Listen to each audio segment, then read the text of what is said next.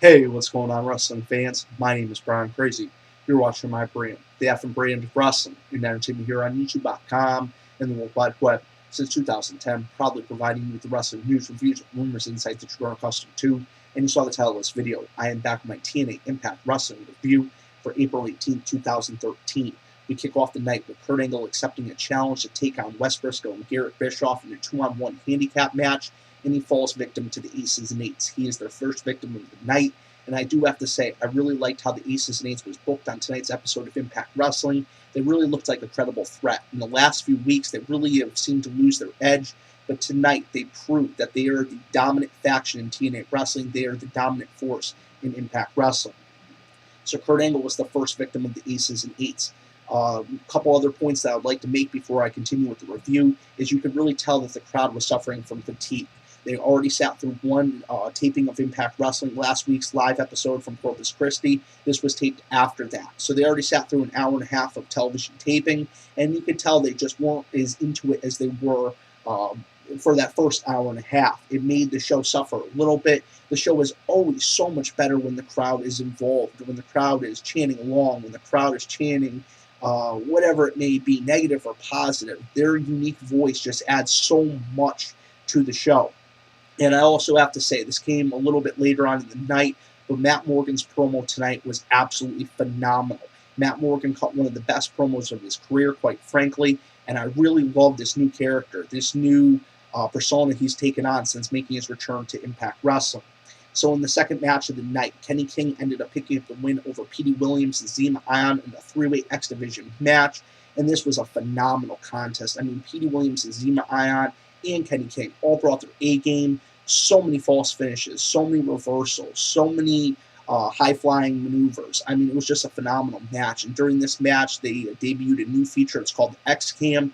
It is a camera that's worn on the referee's head, and it gives you a unique perspective of the in-ring action from the referee's perspective.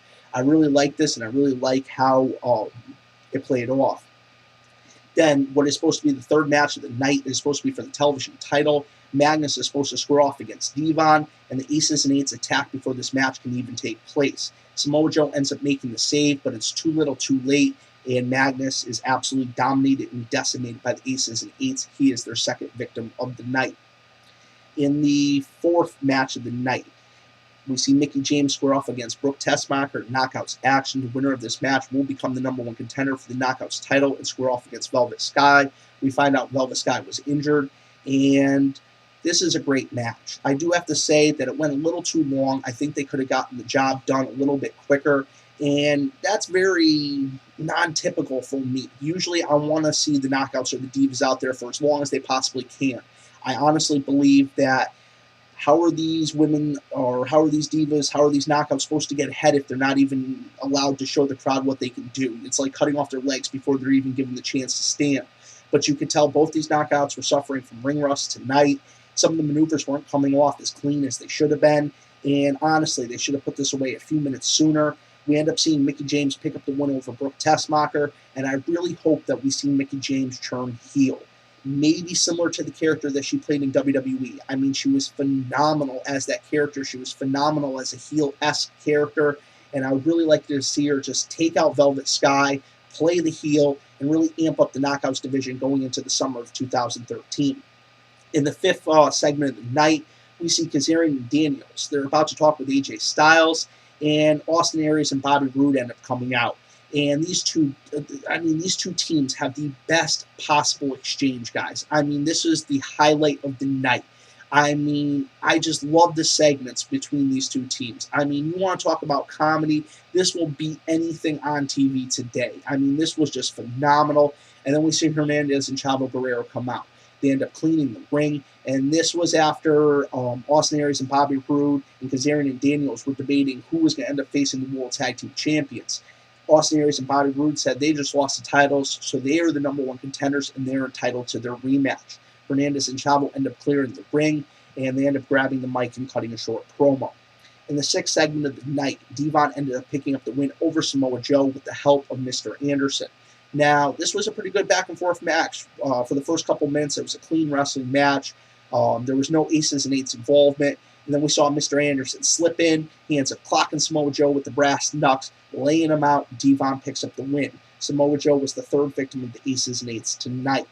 Then we see AJ Styles square off against James Storm. Before this match even starts, AJ Styles tries to walk off. Storm isn't having it this time around. He brings AJ back in the ring, and AJ actually picks up the win over James Storm via submission. He debuts a new submission maneuver, and he makes the Cowboy tap out.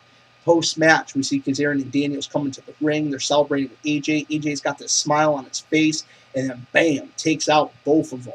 He just lays them out, and in a really interesting twist, we see AJ end up walking up the ramp towards the entranceway, doesn't look back, and the Aces and Eights attack. So could this be similar to what they did with James Storm so many months ago?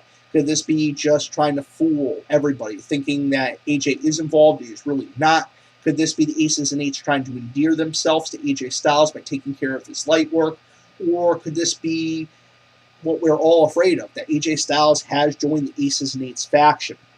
And then in the main event, the final segment of the night, we see Bully Ray. This is after Aces and Eights absolutely dominate Daniels, Storm, and Kazarian. We see the Aces and Eights all assemble. We see Bully Ray grab the mic, and he says, you know, we've taken out everybody. Next week, Hogan, we're coming for you. Also, at the tapings, they taped two other segments. The first segment was Sting cutting a promo on Bully Ray that did not air on television tonight. And they also taped a match. Sting, Storm, and Joseph Park picking up the win over Bully Ray, Devon, and Doc. Now, I assume this was a dark main event just for the crowd in attendance because Sting has not officially returned to the storylines yet. But guys, I did enjoy tonight's episode of Impact Wrestling. Like I said, the Aces and Eights just looked so dominant tonight. They really looked like a credible threat. And I really think for this storyline to continue and for it to continue successfully, they need to keep booking the Aces and Eights in a similar fashion. I want to know your guys' thoughts. I want to know your guys' feedback, and I want you to drop it below. For the effing brand, my name is Brian Crazy. Thanks for watching, and have a great night.